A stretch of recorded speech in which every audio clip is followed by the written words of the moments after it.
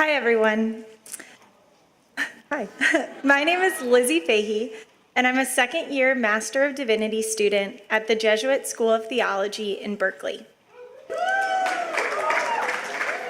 As a part of my degree program, I was asked to pick a field education site where I would work in ministry about 10 hours a week for the entirety of my second year.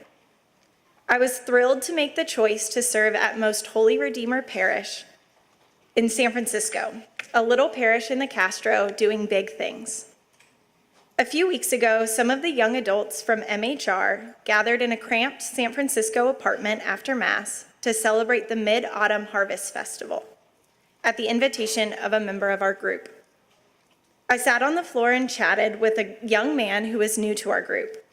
He spoke of his friend, another member of the young adults, and said, "Brian is the first person that I met who made me realize I didn't have to choose, that I could be gay and a part of a parish that loves me. I've been Catholic my whole life, and it took me this long to know that I didn't have to choose."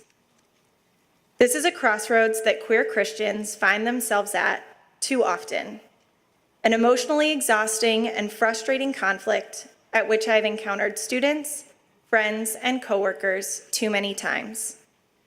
Today, I would like to share with you the ways that Most Holy Redeemer Catholic Church has and continues to offer a way forward, a way in which people are invited to come as they are to their faith community and welcome in the body of Christ in the fullness of their identity. First, some history. Due to white flight in the 1950s, there was a large amount of open real estate in the Castro district of San Francisco. Many members of the gay community moved to the Castro in the late 1960s and early 1970s. Harvey Milk arrived in the Castro in 1973, and through his activism, further solidified the Castro's reputation as a queer haven. In the 1980s, MHR was assigned a new pastor, Father McGuire, who specifically set out to engage with the changing demographics of the neighborhood. What did this look like? Well, according to one parishioner, this meant that a priest and his clerics and a habitless nun would hit the gay bars, grab a drink, join the conversation, and invite the folks they met there to Mass.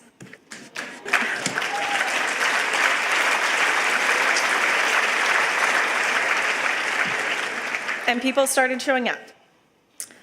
When the AIDS epidemic hit the Castro in the 1980s, Most Holy Redeemer responded. In 1985, the parish started an AIDS support group, and later that year opened Coming Home Hospice, the first hospice center in the world dedicated specifically to patients with AIDS. To this day, the AIDS support group at MHR continues, and the group and its mission has grown and changed over the years as the needs of those affected by HIV/AIDS have changed. In 2015, the National Catholic Reporter estimated that members of the LGBTQ+ community make up 80% of Most Holy Redeemer Parish. In this spirit and mission of radical hospitality and acceptance, MHR works tirelessly to be more inclusive of women, trans folk, and people of color, recognizing that our parish can always do more and better at creating space in our community and at the table for people who are marginalized. Today, when I walk into Mass on Sundays, I see this displayed in our marvelously diverse and vibrant parish. Most Holy Redeemer stands as a way forward for all those who stand at the crossroads of their faith and sexuality, and offers a place for them to integrate the two. The parish boldly invites all to come as they are, confirming that all are truly welcome here, and lives by its motto of God's inclusive love, proclaimed here. At my first young adult group meeting, I got to hear the history of the parish from the perspective of a layman who joined the parish in 1981. He invited us to meditate on the image of the Most Holy Redeemer, the Holy One who compensates for the faults of others and who regains, through payment, possession of that or those who have been taken. For me, I see a clear connection between the name